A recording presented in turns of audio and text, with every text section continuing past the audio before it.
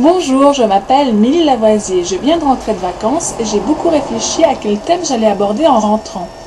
Et donc j'ai décidé de vous aider, vous qui pensez vous lancer dans le marketing de réseau ou alors qui êtes déjà lancé et c'est votre première année, peut-être vos premiers mois.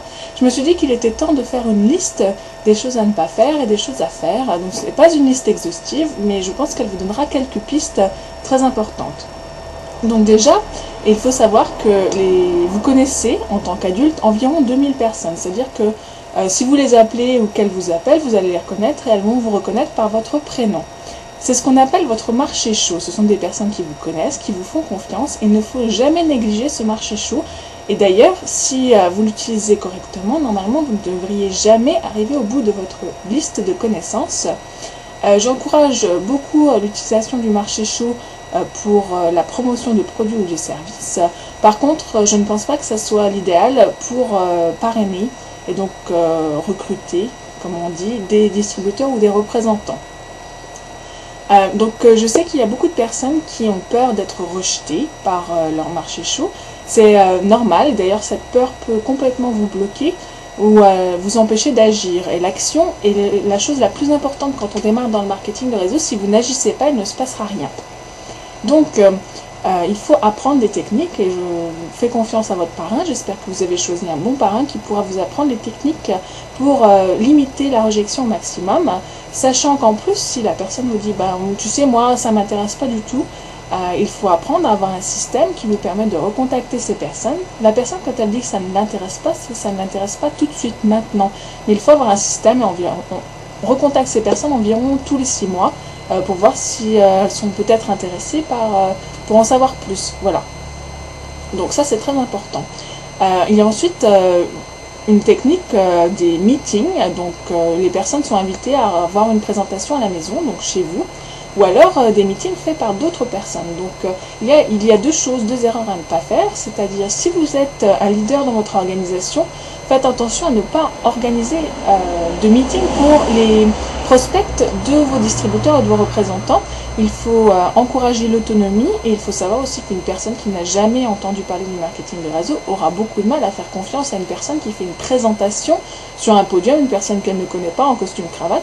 Elle fera plus facilement confiance à son ami qui lui fait une présentation simple, claire, précise chez lui et qui n'utilise pas plein de vocabulaire compliqué mais qui reste simple. Et elle connaît cette personne, elle lui fait confiance, elle l'écoute avec attention. Et aussi, vous qui avez des contacts, peut-être à l'autre bout de la France, faites attention quand vous envoyez vos contacts à une réunion d'une autre personne. Assurez-vous que cette personne qui est peut-être dans votre organisation soit sur la même longueur d'onde que vous et prenne bien soin de votre contact. Si vous ne connaissez pas cette personne qui fait cette réunion, je vous décourage fortement d'envoyer votre contact à cette personne. Faites une présentation soit par téléphone, soit sur internet, faites-vous aider de votre parrain, mais faites attention parce que souvent dans une même organisation, il y a des systèmes différents. Donc assurez-vous que la personne à qui vous envoyez votre contact a le même système que vous, un système prouvé et duplicable comme je l'ai déjà expliqué. Ensuite, faites attention de ne pas tomber dans l'exagération. Quand vous faites une présentation, restez intègre et dites la vérité. N'exagérez pas sur les revenus ou sur les bienfaits d'un produit ou d'un service. Enfin, il faut savoir que, en général, un leader dans le marketing de réseau va mener son organisation par l'exemple. Donc il est important de toujours continuer à trouver de nouveaux clients, de toujours continuer à parrainer de nouvelles personnes et de ne pas tomber dans le piège du management, c'est-à-dire se retirer, ne faire que du management d'équipe.